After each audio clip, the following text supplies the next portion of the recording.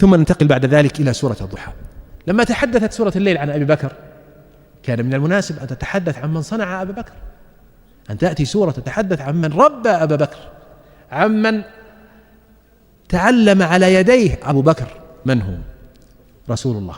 إذا كان الله عز وجل قد مدح أبا بكر بقوله وسيجنبها الأتقى، وأن له عند الله ما يرضيه ولسوف يرضى، فإن محمدا صلى الله عليه وسلم الذي ربى أبا بكر وأخرج مثل هذا الرجل العظيم له مقام عند الله جليل. ما هو مقامه؟ اسمعوه في هذه السورة. قال الله عز وجل في سورة الضحى، وهي سورة مكية وعدة آياتها 11 آية: والضحى والليل إذا سجى. والضحى هو المعروف الذي يكون أول النهار، قال بعضهم إنه عبارة عن النهار كله، ولا مانع أن يراد به ذا وذا، والله أقسم وله أن يقسم بما شاء من خلقه. والليل إذا سجى، أي والليل إذا سكن أو غطى الكون بظلامه. ثم بين المقسم عليه فقال: ما ودعك ربك وما قلى.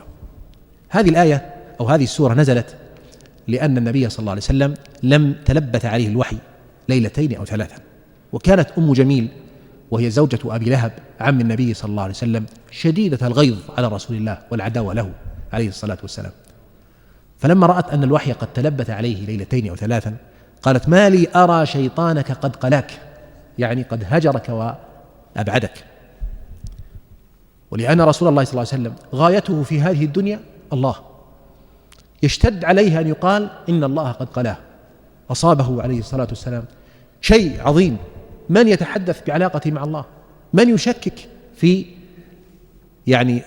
علاقة ربي بي وعلاقتي بربي سبحانه وتعالى؟ فأنزل الله هذه السورة مطمنا له، وابتدأها بقوله: والضحى والليل إذا سجى. فكأن هذا الوحي الذي أنزل على محمد صلى الله عليه وسلم هو النهار والنور الذي يأتي بعد الظلمة. يقول الله: ما ودعك ربك وما قلى، أي ما تركك ربك وما أبغضك وقلاك وهجرك. وللآخرة خير لك من الأولى. ما ودعك، وستكون الآخرة خير لك من الأولى. هذه الأولى سيصيبك فيها الضعف والمرض والفقر، ويصيبك بها شيء من الشقاء، لكن الآخرة ستكون نعيما خالصا.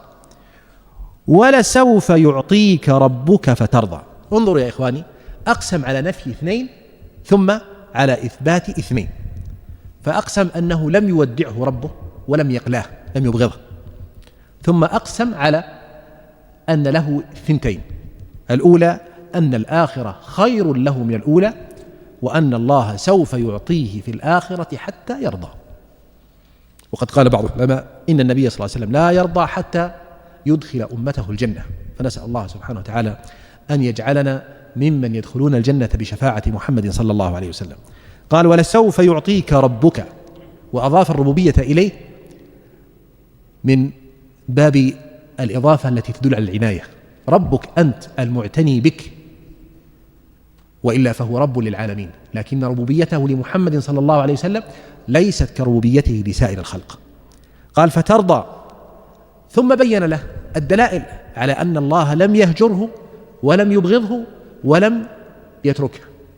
قال مذكرا له بما سلف من نعمه عليه: ألم يجدك، هذا استفهام للتقرير، ألم يجدك يا محمد يتيما قد مات أبوك بل ومات جدك، ثم أعقب ذلك أن ماتت أمك، ثم من بعد ذلك بزمن طويل مات عمك الذي كان يحميك ويرعاك. ألم يجدك يتيما فآوى، أي آواك من ذلك اليتم بأن سخر لك جدك يكفلك، ثم من بعد جدك عمك يكفلك على ما كان عليه من الفقر وكثرة العيال. ووجدك ضالا فهدى. ضالا هنا بمعنى لا تعرف شيئا من هذا النور والوحي والشرع الذي أوحي إليك، فهداك إليه ودلك عليه. ووجدك عائلا، أي فقيرا فأغناك. والغنى هنا ينتظم أنواع الغنى، وأعظمها وأجلها غنى النفس. قال النبي صلى الله عليه وسلم: ليس الغنى عن كثرة العرب، ولكن الغنى غنى النفس، يعني أن يمتلئ قلبك غنى بالله عز وجل، فأنت لا تبالي بما جاءك من الدنيا وما فاتك منها. يرزقك الله القناعة، كما قالت العرب: القناعة كنز لا ينفد.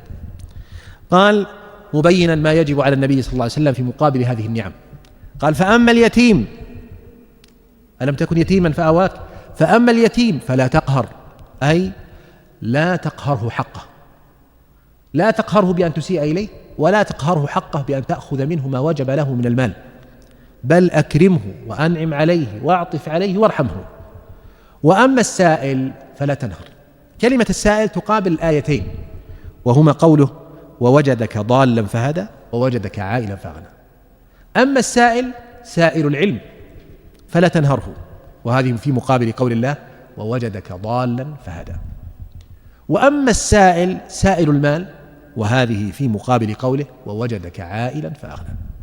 فذكره بثلاث نعم مضت من الله عليه: يتيم، وضالا فهدى، وعائلا فأغنى.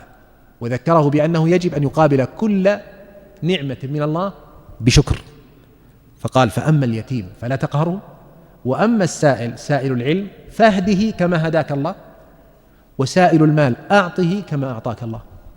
وأما السائل فلا تنهره، لا تزجره عندما يأتيك، بل أقبل عليه وارحمه وأكرمه وأعطه مما أعطاك الله، سألك مالا أو علما.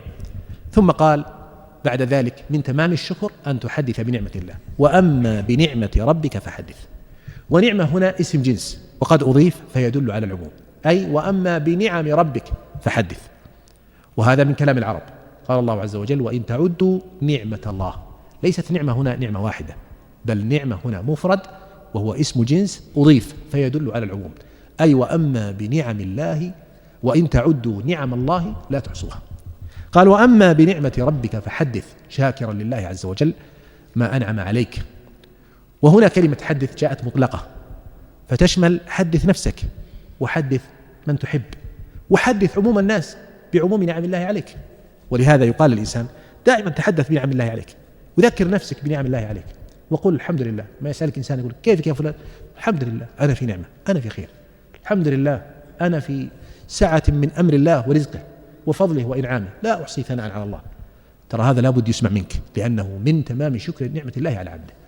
ولا تضيق نعمة الله في المال، نعم الله عليك أكثر من ذلك. والله لو كنت مريضا ما أغناك المال شيئا ولا نفعك شيئا. فلا تنظر إلى ما أوتيت من المال فتقيس نعم الله بهذا المال، أو تبعد نعم الله عن ناظريك ولا تذكر منها إلا المال، بل أذكر كل شيء وتذكر كل نعمة. ويا ليت أن الواحد منا يكتب نعم الله عليه كثيرة جدا، لا تتجدد الإنسان في كل لحظة، في كل ثانية، في كل طرفة عين.